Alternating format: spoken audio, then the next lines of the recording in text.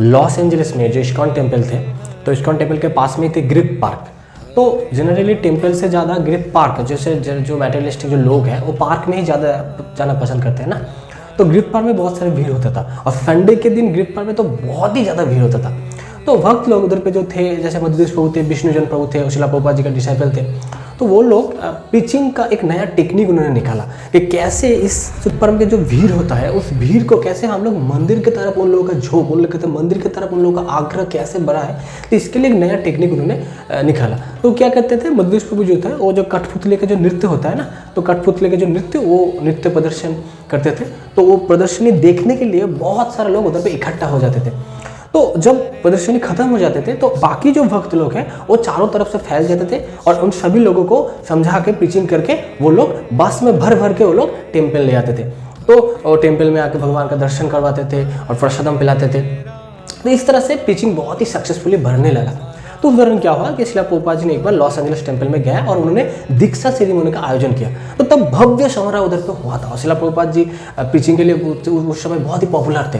तो उस दीक्षा सेरेमनी में सिर्फ इस्कॉन के लोग ही नहीं, लॉस एंजलिस के आसपास में जो और भी अदर जो दूसरे जो हिंदू संस्था है, उन संस्था का जो गुरु है वो लोग भी आए थे उस दीक्षा सेरेमनी में पार्टिसिपेट करने लगे। जैसे लॉस एंजलिस के पास में श्यामा देवी नाम का एक माता जी का एक आश्रम थे, तो उनके जो शिष्य थे वो लोग भी आए थे इस दीक्षा सेरेमनी को देखने के लिए। तो शिला प्रभुपाद जी जब दीक्षा सेरेमनी हो गया तो शिला प्रभुपाद जी कीर्तन करने लगे। तो जब कीर्तन करने लगे शिला प्रभुपाद जी, तो भक्त लोग क्या, स्वामी जी स्टाइल में नृत्य करने लगे। तब इस्कॉन में स्वामी जी स्टाइल में नृत्य थे। स्वामी जी स्टाइल में नृत्य क्या होता है कि कुछ भक्त ऐसे एक दूसरे के ऊपर मुंह करके वो लोग रहेंगे, और उसके बाद ये हाथ को ऊपर करके ऐसे आगे जाएंगे और पीछे जाएंगे। इस तरह से जो नृत्य होता है उनको स्वामी जी स्टाइल का नृत्य कहा जाता था। तब उदंड नृत्य का प्रचलन नहीं हुआ था। तो उसी तरह का नृत्य में सभी अभ्यस्त थे। तो जब नृत्य कर चल रहे थे तो शिला प्रभुपाद जी कीर्तन करते करते वो उठ के वो नृत्य में भागने के लिए आए। तो पहले शिला प्रभुपाद जी स्वामी जी स्टाइल में नृत्य करने लगे। उसके बाद अचानक से शिला प्रभुपाद जी कुछ ऐसा किया जो कभी भक्त लोगों ने देखा नहीं था। कि अचानक से शिला प्रभुपाद जी क्या कीर्तन का सुर ऊपर करने लगे, और वो लोग शिला प्रभुपाद जी उदंड नृत्य करने लगे, जैसे उदंड नृत्य।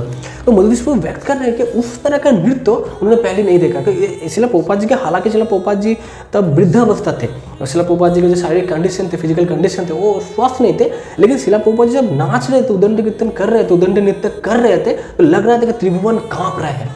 तो बाकी जो भक्त लोग हैं वो लोग सोच रहे कि मैं नाचूं, तो एक दूसरे के ऊपर देख रहे थे ऐसे ऐसे करके। क्या होता है ना, कभी कभी जब हम लोग क्या सही है और गलत डिसीजन नहीं ले पाते तो हम लोग दूसरे की तरफ देखते हैं कि वो अगर करे तो फिर मैं करूँगा। इच्छा तो है लेकिन ठीक है या नहीं है ये जब तय करना नहीं पड़ता, तय नहीं कर पाते तो एक दूसरे को देख रहे थे कि ठीक होगा तू नाच, उसके बाद मैं नाचूंगा। उसके बाद सब सोचने लगे कि शिला प्रभुपाद जी जब नाच रहे हैं तो क्या डरना, चलो ये अलाउ ही होगा। तो सभी भक्त लोग भी उदंड नृत्य करने लगे। तो सिर्फ वही नहीं, बाकी जो संस्था का जो लोग आए थे, जैसे श्यामा देवी माता जी नाम का और भी उनके शिष्य वो लोग भी आके उदंड नृत्य करने लगे। तो उस दौरान क्या हुआ, ब्रह्मानंद प्रभु का कॉल आया। तो मधुदेश प्रभु दौड़ के गया और कॉल को रिसीव किया। तो ब्रह्मानंद प्रभु बोलने लगा, तुम इतना जोर जोर से सांस क्यों ले रहे, जैसे हो ना दौड़ के जाते थे तो हम लोग सांस फूल जाते, तो जोर जोर से हम लोग सांस लेते। तो ब्रह्मानंद कह रहे क्या हुआ, तुम्हें हुआ क्या, तो सब दीक्षा सेरेमनी सब ठीक है ना, ठीक ठाक चल रहा है ना, तुम इतना सांस क्यों ले रहे हो जोर जोर से।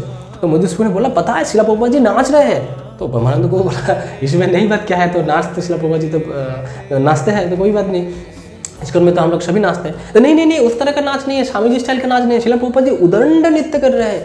तो ब्रह्मानंद बोला उदंड नृत्य, लेकिन इस तरह का नृत्य तो इस्कॉन में नहीं होता है। हाँ नहीं होता, लेकिन शिला प्रभुपाद जी खुद नाच रहे उदंड नृत्य।